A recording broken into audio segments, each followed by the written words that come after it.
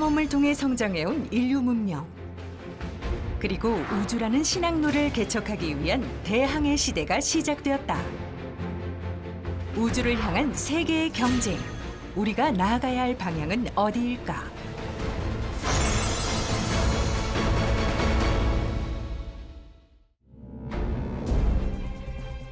지난 5월 25일 고흥 나로 우주센터. 이날은 전 국민이 숨죽이며 지켜본 누리호 3차 발사가 있던 날입니다. 우리나라 독자 기술로 개발된 한국형 발사체 누리호. 3차 발사의 성공을 위해 마지막까지 세심한 최종 점검을 끝마쳤습니다. 우주를 향해 먼 여정을 떠날 준비를 마친 누리호. 그리고 드디어 5, 4, 3, 2, 엔진 점화.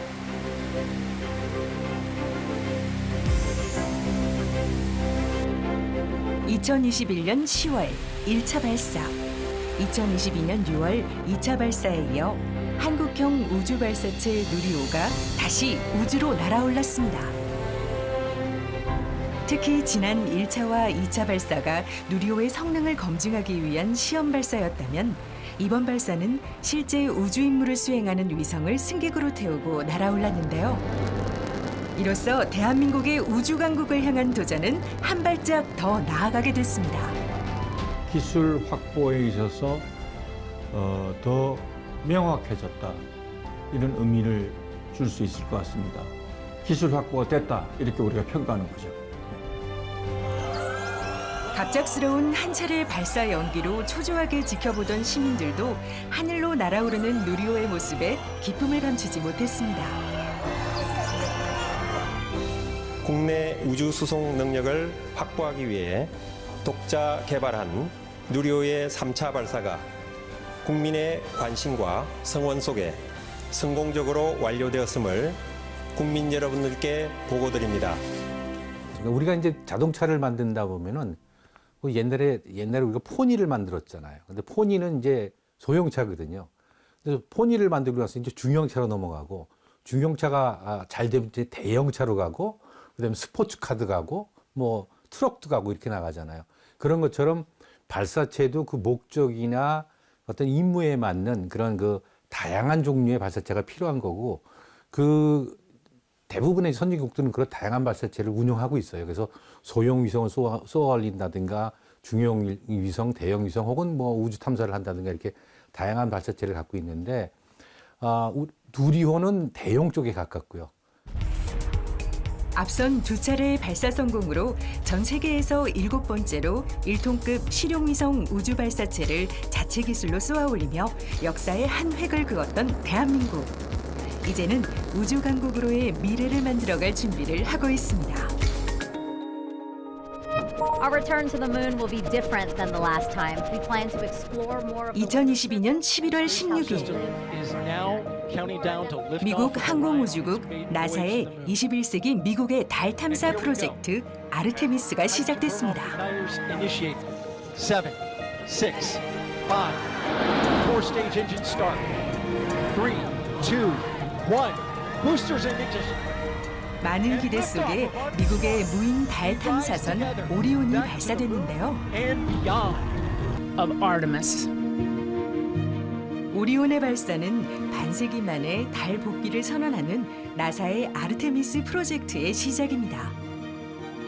천문학적인 예산과 최첨단의 기술력이 들어가는 만큼 세계 20개국이 함께 힘을 모았는데요. 대한민국은 10번째 참여국으로 선정됐습니다. NASA's Artemis program will pave the way for humanity's giant leap. Future missions to Mars. There's no doubt that we are in a golden era of human space exploration.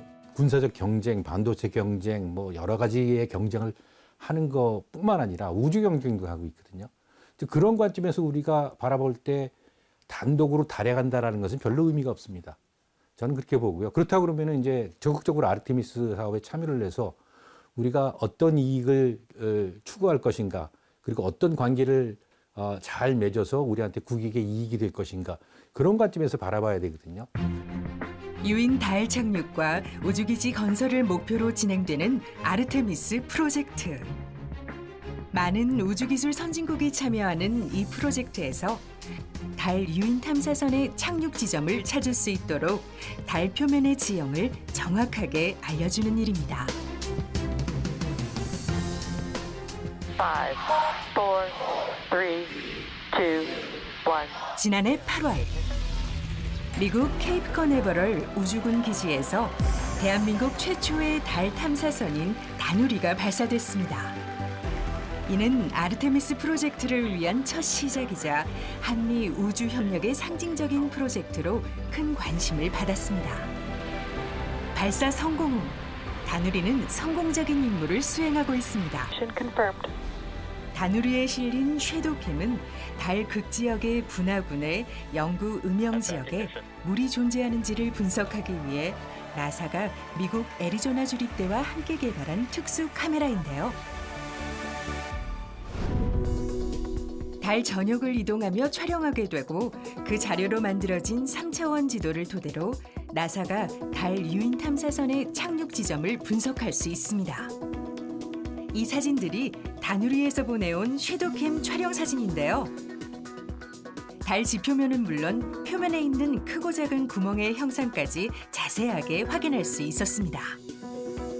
그럼 실제 연구진들은 이 섀도우캠을 왜 개발하게 됐을까? 직접 들어봤습니다. The camera is designed to image in the areas where we have not been able to image with the LROC-NAC because these are permanently shadowed portions of the moon. What we're trying to do now is where are the best places to go find this water? And so now the instrument, the spacecraft, first of all, is working beautifully. It's incredibly successful at KPLO. You know, we went into the exact orbit we wanted to be in. We've got extra fuel. The spacecraft is nominal, which is, you know, sort of a NASA word for awesome. And the camera's working great. And so these images are streaming down right now. So we're just now beginning to look at the data to see what is in these permanent shadow craters. 미국은 21세기 달 탐사 계획으로 달 유인 탐사와 달 유인 우주정거장 건설 등 다양한 신우주 탐사 계획을 가지고 있는데요. 전 세계 많은 나라들이 참여하길 원하는 우주 프로젝트인 만큼 대한민국의 역할 또한 매우 중요한 시점입니다. 하지만 일각에서는 단독 프로젝트가 아니라는 것에 우려를 표하기도 하는데요. 전문가들의 의견은 다릅니다. 달 기지에서는 그 원자력 이런을 이용해서 전기를 만들어야 되기 때문에 우리가 전 세계적으로 이제 SMR 같은 건 굉장히 그 기술을 많이 갖고 있잖아요. 그리고 그 SMR을 싣고 올라갈 로켓도 우리가 만들어야 되니까 사실은 굉장히 큰 계획이죠. 근데 만약에 그런 과제가 아니면 그런 계획이 그 미국하고 우리하고 잘 조율이 돼서 우리가 만약에 맡을 수만 있다면은 제가 보기에는 우리가 그냥 단독으로 달에 가는 거 그 이상으로 우리가 어떤 성과를 얻을 수 있지 않을까 저는 이렇게 보고 있습니다. 다누리에는 섀도우캠을 포함해 5개의 국내 과학기구가 함께 탑재됐는데요. 대표적인 것이 한국천문연구원에서 개발한 편광 카메라입니다. 편광 카메라는 달 궤도에서 처음 시도되는 세계 최초 편광 관측기기로 큰 기대를 모으고 있는데요. 달 표면에서 카메라의 기존 해상도보다 더 좁은 규모의 지역 정보를 면밀하게 얻을 수 있다는 점에서 새로운 관측제로 손꼽히고 있습니다. 광시야 편광 카메라는 저희는 이제 폴캠이라고 부르는데요. 세계 최초로 달 전면에 대해서 앞면하고 전면, 앞면과 뒷면 전체에 대한 편광 지도를 만들려고 만든 탑재체입니다. 달은 늘 앞면만 우리한테 보여주기 때문에 뒷면은 지구에서 볼 수 없습니다. 그래서 그 이전에도 달 탑재체가 여러 개 갔지만 편광으로 편광 탑재체를 싣고 간 궤도선은 지금 우리 다누리호가 유일하고요. 편광 카메라의 편광 필터는 창살 모양으로 진동하는 빛만 받아들입니다. 이때 빛의 세기와 편광도를 보면 반사시킨 물체의 표면 특성을 측정할 수 있는 것이죠. 제일 큰 그래서 여러 각도에서 동일한 지역에 대해서 여러 각도에서 위상각에 대한 관측을 해야지 이제 표면 입자 크기 분포를 우리가 이해할 수 있는 데이터를 얻을 수 있습니다. 한국지질자원연구원은 지난 15년간 국내에선 미개척지였던 행성 원격 탐사 연구에서 꾸준한 성과를 거뒀는데요. 특히 국내 최초로 감마선 분광기를 개발해 다누리에 탑재했습니다. 그 감마선 분광기는 지상에서도 항상 많이 쓰이는 장비이긴 해요. 그러니까 이제 우주선하고 달 표면에 있는 원소들하고 반응을 하면 이제 중성자가 생깁니다. 그래서 중성자들이 결국은 어떤 원소랑 주변에 어떤 원소가 있느냐에 따라서 사실은 예를 들어서 물인지 철인지 뭐 여러 가지 광물 이제 뭐 주요 원소, 그다음 미량 원소, 그다음에 뭐 휘발성 원소 등을 이제 측정할 수가 있는 거죠. 달 표면의 원소들을 감마선으로 측정해 달에 숨겨진 자원을 찾을 수 있는 감마선 분광기. 이러한 달의 자세한 자원 관측은 중요한 데이터가 됩니다. 국내 기술로 개발한 감마선 분광기는 달 탐사 프로젝트에서 가장 중요한 탑재체 중 하나입니다. 무게가 미치는 영향은 이제 가벼우니까 뭐 예를 들어서 무게 자체가 돈이니까 이제 그런 걸 볼 수 있지만 가벼운 게 장점이다. 그거는 이제 장점일 수밖에 없는 게 우리가 똑같은 일을 하는데 똑같은 결과를 내는데 어떤 것은 30kg이고 우리는 6kg이며 그것도 6kg인데 더 결과가 좋다 그러면은 30kg를 쓸 필요 없죠. 이 외에도 다누리에는 우주인터넷 기술 확보를 위해 국내 기업과 한국전자통신연구원에서 개발한 우주 인터넷 성능 검증기기 DTN도 탑재되어 있는데요. 우주에서의 통신은 지상과 달라 별도의 통신 환경을 구축해야 합니다. DTN은 이러한 우주 통신의 어려움을 해결하기 위해 설계된 네트워크 장비로 달에서 메시지와 파일 전송은 물론 실시간으로 동영상을 전송하는 시험도 계획하고 있습니다. 다누리가 가지는 의미는 지금까지 저희들이 많은 인공위성을 개발했지만 전부 지구 주변의 인공위성입니다. 그 고도가 좀 낮거나 높거나에 상관없이 지구 주변을 했다라고 하면 다누리는 처음으로 지구 중력을 벗어나서 우주 공간에 우주 탐사의 첫 발을 디딘 것입니다. 그래서 보다 앞으로 이제 더 심우주를 향한 우리가 담대한 도전을 할 수 있는 첫걸음이라는 의미에서 굉장히 의미가 크다고 할 수 있습니다.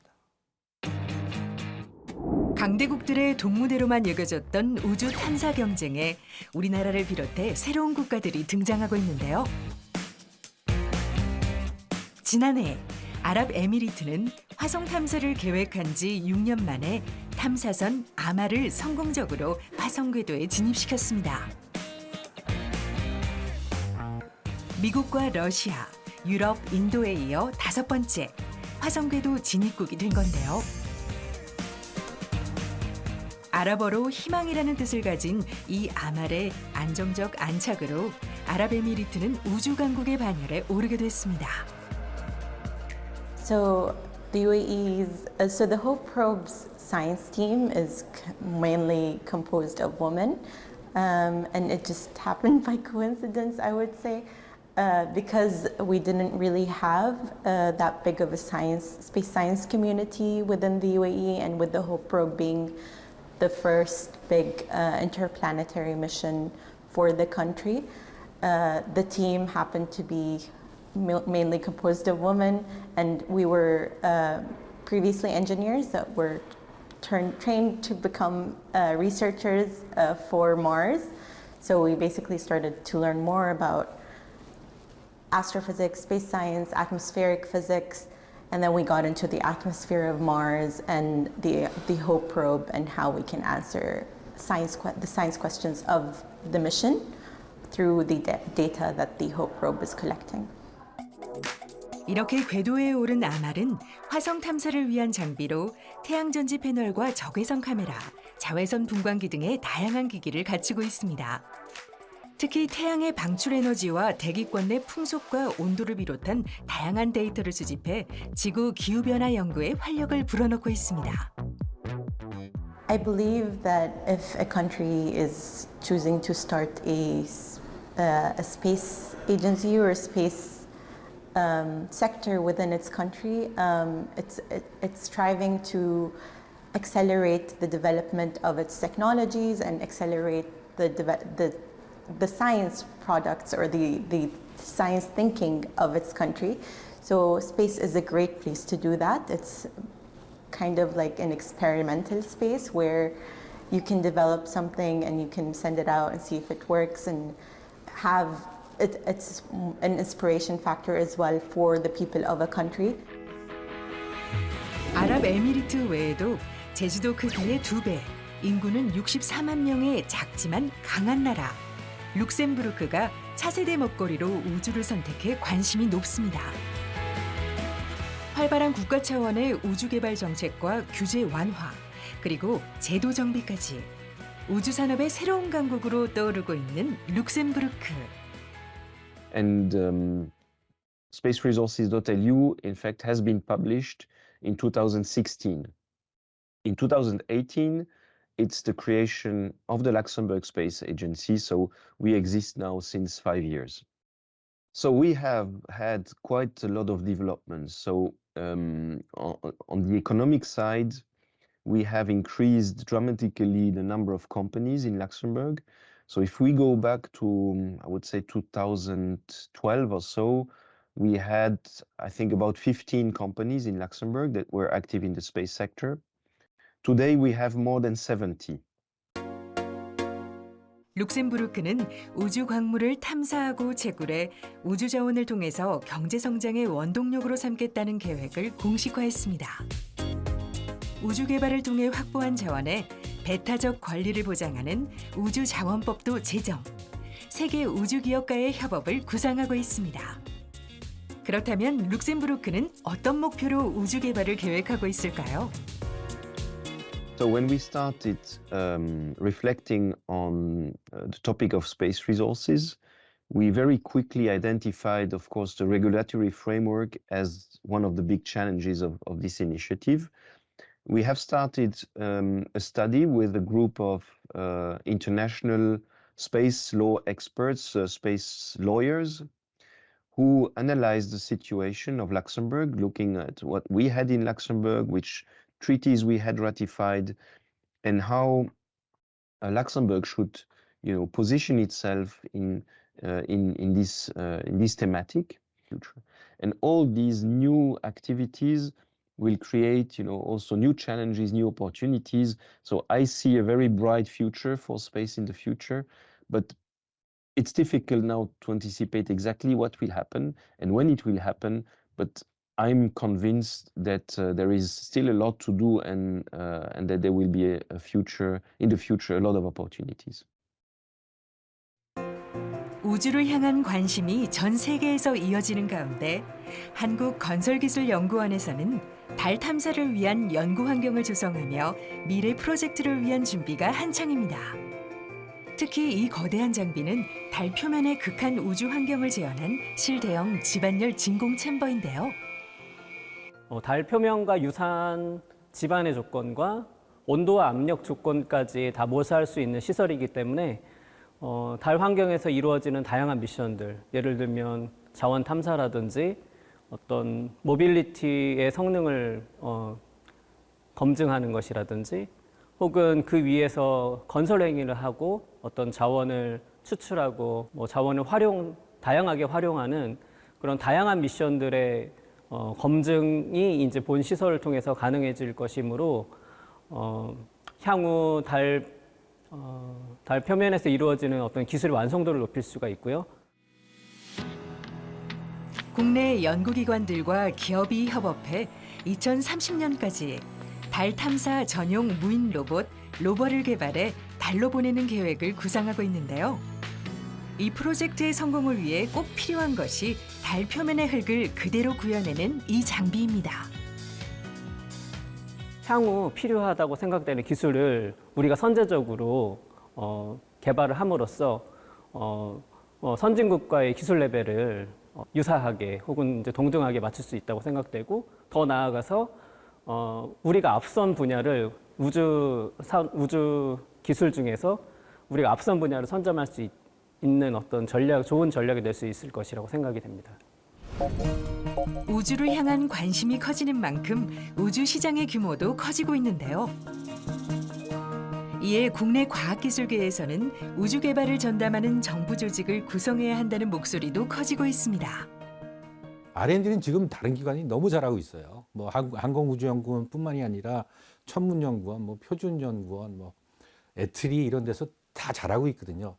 단지 이제 그거를 끌고 나갈 수 있는, 그래서 잘 이렇게 좀 보석으로 만들어서 그 구슬을 꿰 수 있는, 그리고 구슬을 잘 꿰서 그걸 팔고 아니면 그걸 이용해서 우리가 어떤 국가적 이익을 취할 수 있는 그런 그 전략적인 접근을 생각하고 지도자의 의지를 결정을 촉구하고 그런 기능을 할 수 있는 굉장히 정책적 기능이 필요한데,